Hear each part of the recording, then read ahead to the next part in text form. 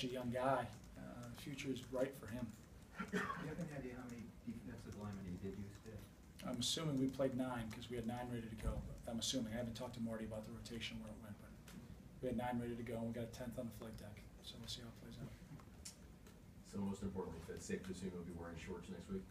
That's up to Kurt Shaner. Kurt Dog makes those decisions. He's been here longer than you've been alive. So Kurt Dog wants us to wear shorts, we'll wear shorts. So appreciate Under Armour. Can you say, though, for real, like, is that the first time you've ever done it, and why did you choose to wear shorts? Again, we've had a plan all week that we want to do. That's it. Talk to Kurt Dog. He will never be in front of the media. So. The Stanford players have said in the locker room about how poised the quarterback was, and they were a little surprised the feeling on how he was. Yeah. I've been blessed to be around him now for a couple of years. So, and I've said it, and he just backs it up. He's really just unflappable. He's really just calm and cool. He doesn't get too high, too low. I mean, did he even do anything after he scored? I couldn't see him. Did he do anything? I mean, it's not him.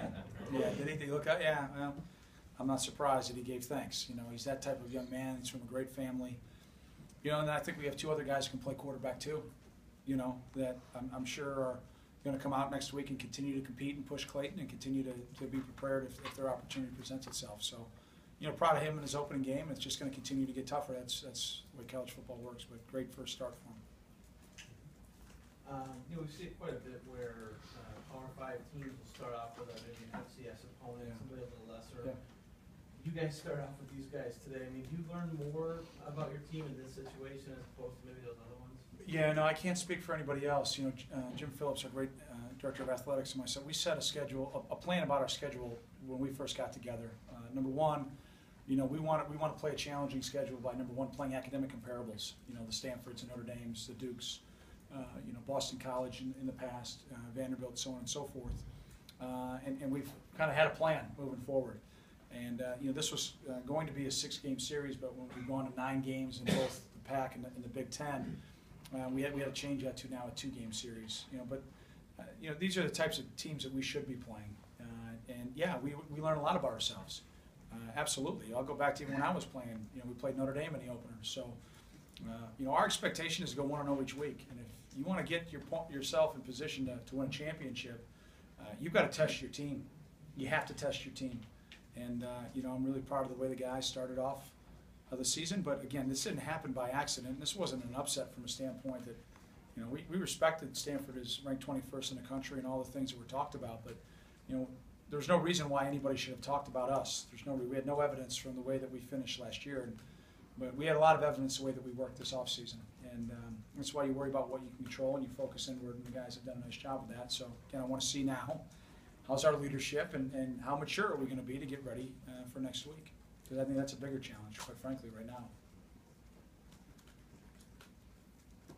Coach, you said a couple weeks ago that going into last season, you kind of knew that you guys weren't ready. And this season, a lot of the same factors for a play without the bowl practices and coming out kind of a disappointing year. So do you have any sense of what was different this year from last year coming into the season? Yeah, I mean, no question it was the health of our team. Last year, I'm not going to tell you who and I'm not going to tell you how much, but, I mean, we had so many guys out going into game week, and that hurt our 2 weeks, really when we start to try to develop the team, in Kenosha, and then the week that we're back here, kind of week 2 and 3 of camp, the freshmen have evolved that we think might have a chance to play, and then the varsity guys, that maybe didn't have the role they wanted to come out of spring practice step up. Now we got a pretty good idea for a 2-week kind of crucible to bring the team really, truly together. We didn't have that at all a year ago. I mean, that was non-existent. So to have the health, have the competitive depth, have the competition like we've been able to have in practice, I think that, we've been able to really push the guys. And, again, the credit goes to the way that they prepared. Coach, have you given Anthony Walker more responsibility this year now as a more experienced starting middle linebacker? Yeah, I mean, right now, Henry, with the way that we do things, our secondary checks our coverages, our linebacker with, our Mike checks our front. And so I wouldn't say we've put more on his plate, but I would say with the experience that we have on defense, we can put more on everybody's plate, if that makes sense.